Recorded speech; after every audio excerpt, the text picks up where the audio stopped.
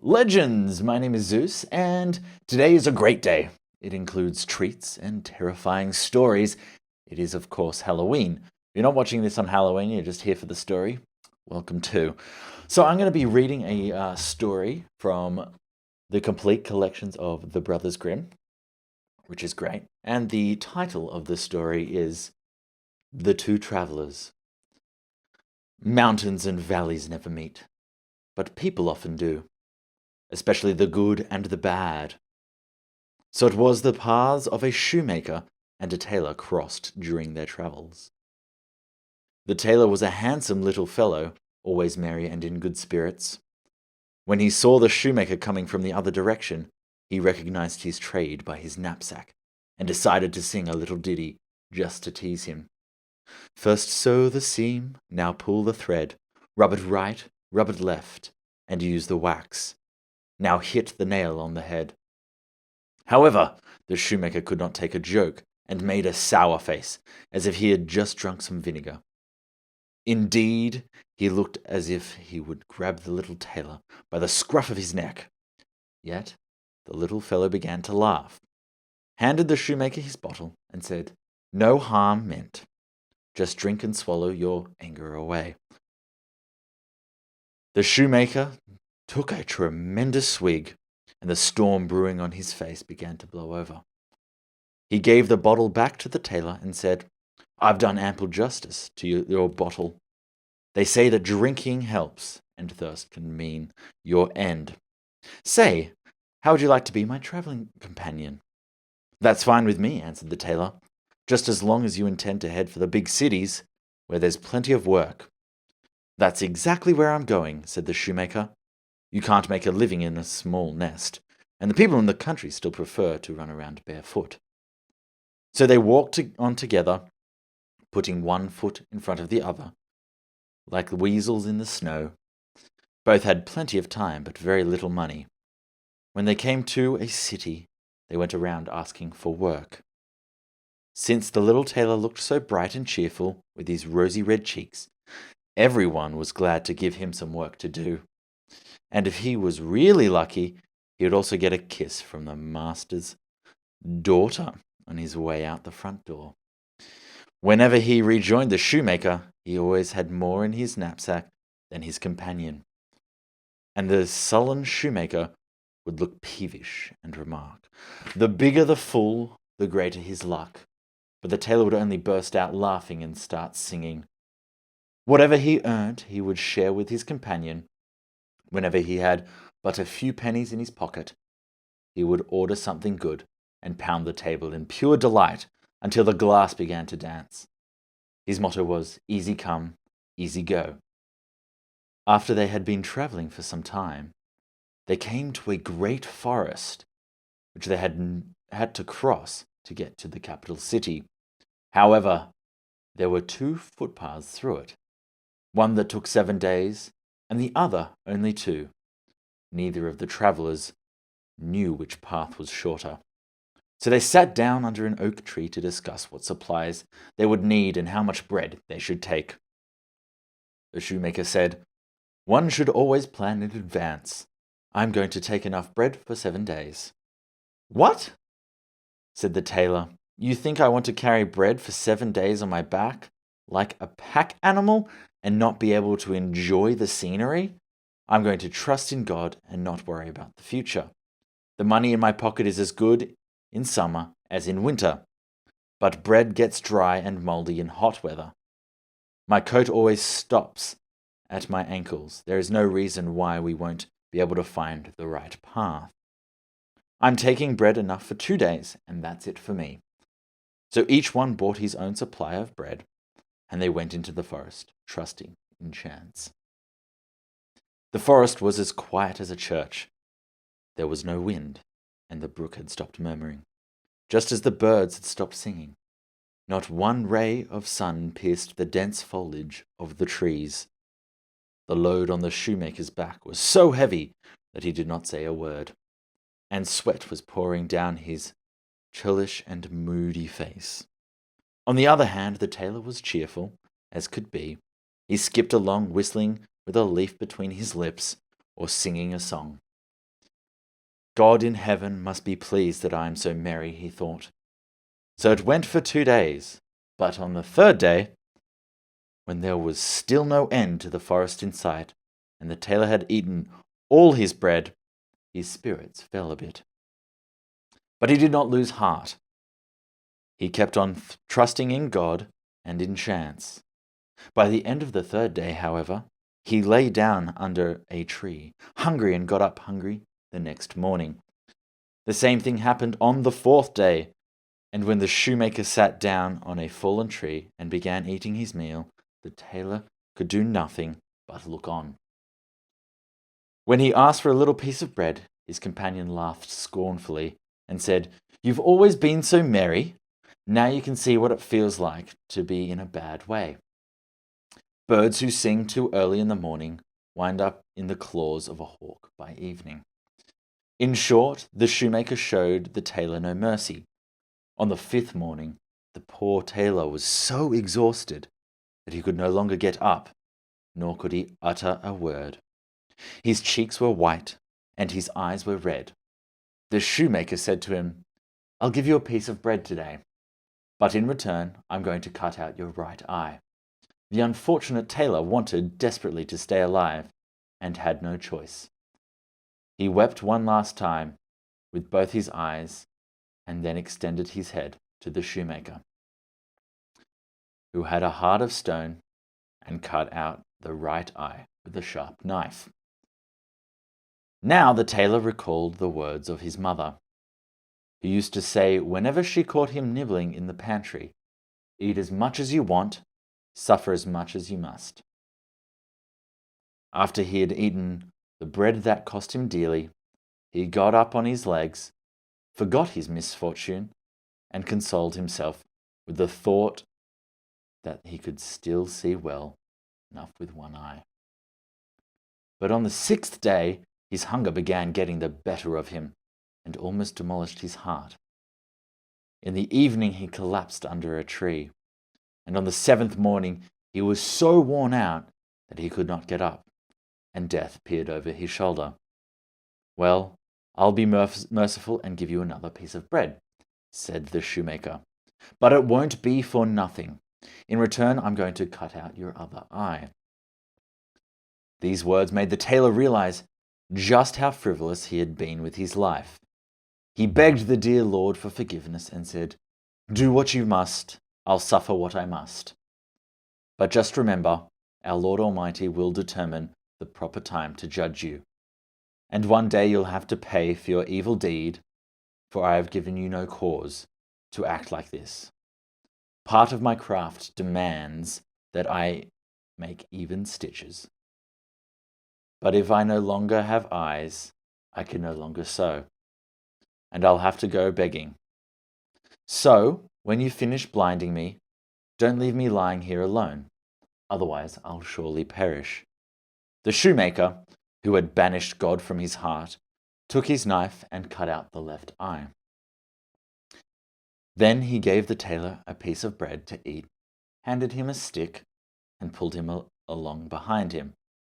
As the sun was just about to set, they came out of the forest, and at the edge of the forest there was a gallows standing in the field. The shoemaker led the blind man over to the gallows, then left him lying there, and went on his way. The unfortunate tailor was worn out from pain and hunger, and fell asleep. When dawn came, he awoke, but had no idea where he was. 2 poor sinners were hanging on the gallows, and a crow sat on the head of each one. "Brother," said one of the dead men, "are you awake?" "Yes, I'm awake," said the other. "Well, let me tell you something," the first one said again. "Anyone who washes himself in the dew that fell on us last night can regain his sight. If the blind knew that, many of them who have given up hope could have their sight restored." When the tailor heard that, he took his handkerchief and pressed it in the grass. When it was moistened, he washed his eye sockets with it. Suddenly, the words of the hanged man came true, and a pair of fresh, sound eyes filled his sockets. It was no longer before the tailor saw the sun rise over the mountains. The large capital city, with its magnificent gates and turrets, lay before him on a plain. The golden domes and the crosses of the steeples began to glisten. He could distinguish each and every leaf on the trees, and watch the birds as they flew overhead, and the gnats as they danced in the air. He took a sewing needle out of his pocket, and when he succeeded in threading the needle as well as he had ever done before, his heart leapt for joy. Then he threw himself down on his knees, thanked God for the mercy the Lord had shown him, and said his morning prayers. Nor did he forget to pray for the poor sinners who were hanging there, like bell clappers banging against one another in the wind. After that, he put on his knapsack, and the pain he had been suffering began to vanish as he went his way, singing and whistling. The first thing he encountered was a brown foal running freely in a field. He caught the foal by his mane and intended to swing himself on his back and ride into the city. However, the foal pleaded for his freedom. "I'm still much too young," he said. "Even a tailor as light as you are would break my back in two. Let me go free and grow strong. Perhaps there'll be a time where I can repay you." "Run off," said the tailor. "I see that you are a frisky fellow like me." He smacked the foal on his back with a switch so that he kicked up his hind legs in joy and galloped into the field, jumping over hedges and ditches. The tailor had not eaten a thing since the day before. "Indeed, the sun is filling my eyes," he said. "But it's not filling me with bread. I just want to get my hands on something halfway edible. And the first thing to cross my path will have to suffer the consequences." Meanwhile, a stork came striding toward him very solemnly across the meadow. "Stop, stop!" called the tailor, and grabbed him by his hind leg. "I do not know whether you taste good, but my hunger leaves me no other choice. I'm going to cut off your head and roast you." "Don't do that," replied the stork. "I'm a sacred bird, and you're not supposed to harm me, because I benefit all humankind. If you spare my life, I'll make it up for you some other time." "Well then, take off, friend Longlegs," said the tailor. The stork flapped its wings and flew off gracefully, with his long legs dangling in the air. "What's going to come of all this?" said the tailor to himself. "My hunger's getting greater and greater, and my stomach emptier and emptier. Whatever crosses my path now is done for." Just as he said that, he saw two ducks swimming toward him on a pond. "You've just come in the nick of time," he said, after he had caught one of them and was about to wring its neck. An old mother duck, which had been hiding in the reeds, suddenly began quacking loudly. She swam up to him with her beak wide open and implored him to have mercy on her children. "Just think," she said, "how your mother would grieve if someone were to catch you and put an end to your life." "Calm yourself," said the kind-hearted tailor. "Your children are safe," and he put the captured duck back into the water. When he turned around, he stood facing a half-hollow tree and glimpsed wild bees flying in and out. "Now I'll get a quick reward for my good deed," said the tailor. "The honey will refresh me." Just then the queen bee came flying out, threatening him, and said, "If you harm my people and destroy my nest, then our stings will plunge into your skin like 10,000 burning needles. But if you leave us in peace and go your way, we'll do you a service in return some other day." Here again the little tailor saw that there was nothing doing. "3 dishes empty," he said, "and nothing on the 4th. That's what I call a bad meal." So he dragged himself with his starving stomach into the city, where, since the church bells were ringing in the noon hour, there was food already cooked and ready for him at the inn. He sat down to eat right away, and after he was finished, he said, "Now I feel like working." He went around the city looking for a master tailor and soon found someone willing to house him. Since he knew all the essentials of his craft from top to bottom, it was not long before he became famous, and everyone wanted to have his new coat made by the little tailor. His reputation grew with each day. "I can't improve on my craft any more than I have," he said, "and yet things keep getting better every day."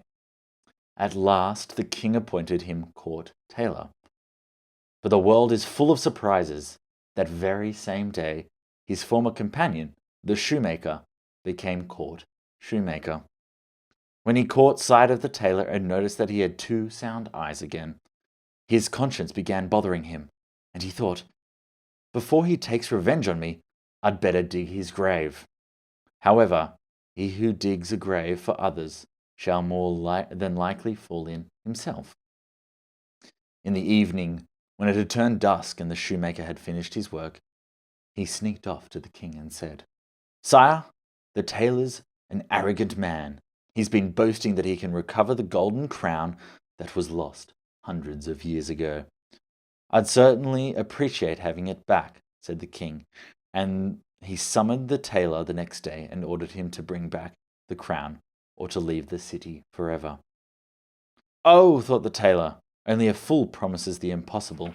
If that grumpy king expects me to do something that nobody in the world can do, why should I wait until tomorrow? I might as well get out of town today." So he packed his knapsack, but when he was outside the city gates, he began to regret his having to abandon his good fortune and turn his back on the city where he began doing so well. He made his way to the pond where he had met the ducks. There on the bank was the old mother duck, whose little ones he had spared, preening herself with her bill. She recognized him immediately and asked him why he was so gloomy. "You won't be surprised once I tell you what's happened to me," responded the tailor, and he told her what had befallen him. "If that's all there is to it," said the duck, "then we can help you. The crown fell into the water and it's lying on the bottom of the pond. We'll get it out for you in a second. Just spread out your handkerchief on the bank." She dived down into the water with her 12 ducklings, and within 5 minutes she came up again, swimming in the middle of the crown, which was resting on her wings. Her 12 ducklings surrounded her and helped her carry the crown by supporting it with their bills. Then they swam ashore and deposited the crown on the handkerchief. You cannot imagine how magnificent the crown was. When the sun's rays struck it, it sparkled like 100,000 garnets.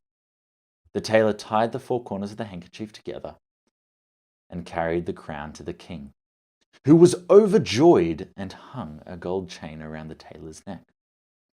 When the shoemaker saw that his trick had failed, he thought up something new and went to the king and said, "Sire, the tailor's been boasting again. Now he claims that he can make a wax model of the entire royal palace, with all the trimmings and furnishings." The king summoned the tailor and ordered him to make a wax model of the entire royal palace, with all the trimmings and furnishings.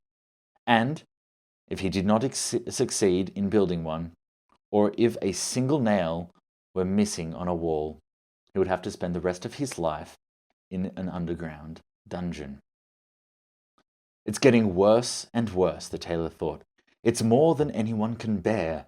He swung his knapsack over his back and left again.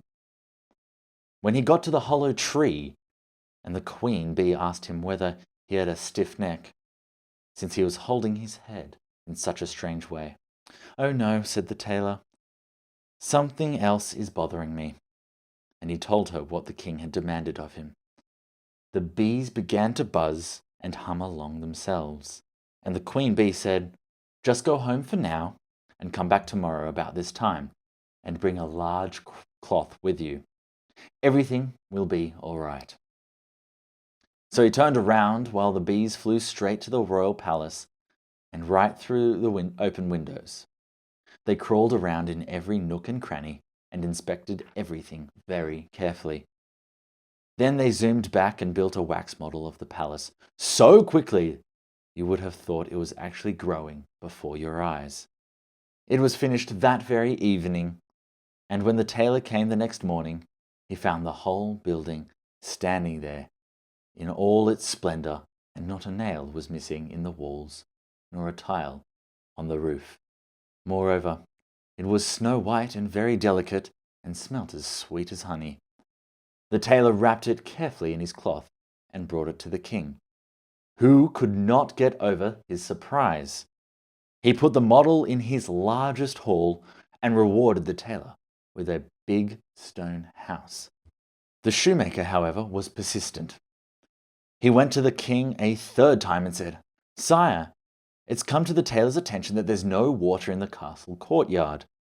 So now he's been boasting that he can make crystal clear water gush as high as a man right in the middle of the yard." The king had the tailor fetched and said, "By tomorrow I shall expect water to rise in my courtyard, just as you have promised. If it doesn't, my executioner will make you a head shorter in the very same yard." The poor tailor did not stop to think twice, but rushed out through the city gates, since his life was at stake this time.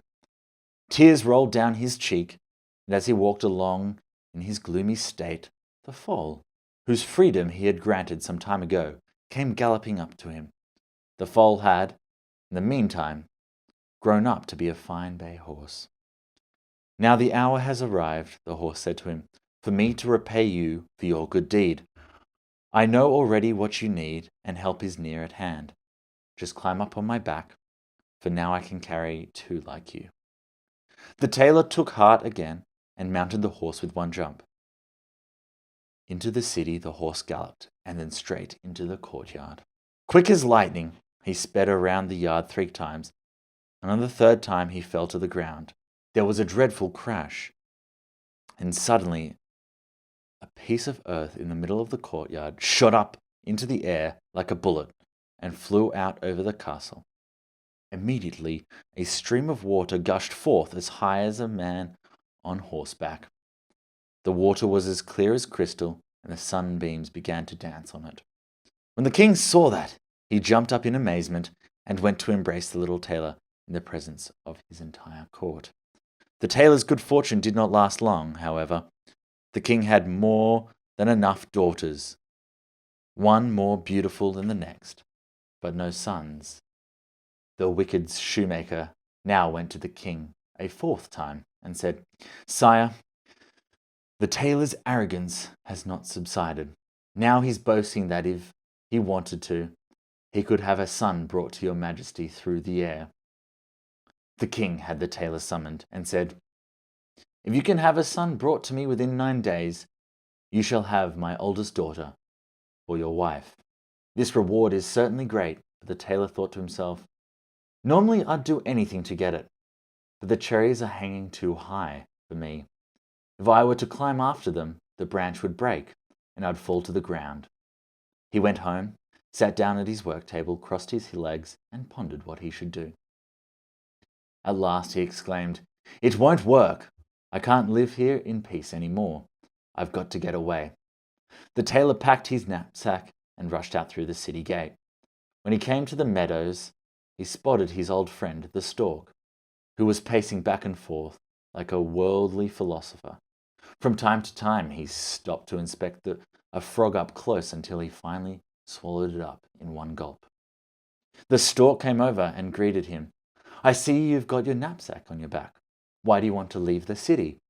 The tailor told him that the king had demanded something impossible of him and bemoaned his bad luck. "Don't grow any grey hairs over this," said the stork.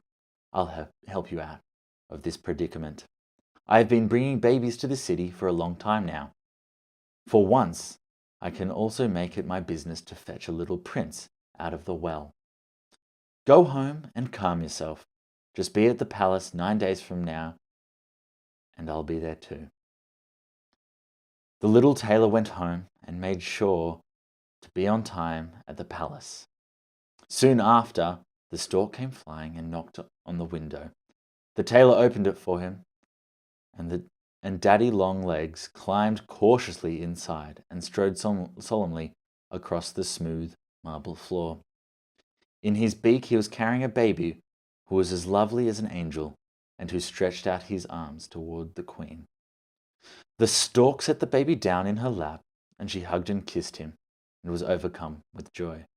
Before the stork flew away, he took his travelling sack from his shoulder and handed it to the queen, who found bags of assorted sugar candy inside. She divided the bags among the princesses, but the oldest received nothing. Instead, she got the merry tailor for her husband. "I feel as though I've just won the grand lottery," said the tailor. "My mother was right. She always used to say, 'Trust in God, and with a little bit of luck, you're bound to find happiness.'" The shoemaker had to make the shoes in which the tailor danced at his wedding. The king banished the shoemaker from the city forever. On his way to the forest, he came to the gallows in the field. Since he was exhausted from his anger and rage and the heat of the day, he threw himself down on the ground. When he closed his eyes and was about to sleep, 2 crows cawed loudly, swooped down from the heads of the hanged men, and pecked out his eyes. Half crazed, he ran into the forest, and he must have perished there, for nobody has ever seen him or heard anything of him since. I hope you legends enjoyed that. That was a long story. That's kind of fun. I don't mind doing this. Hopefully it went smoothly for you. If you like this stuff, make sure to leave a like so I know that you enjoyed it. And feel free to leave a comment on something you'd like me to read in the future, possibly. All right. Bye-bye. This is going to end a bit differently. I don't know, because I read a story. Everything's different today.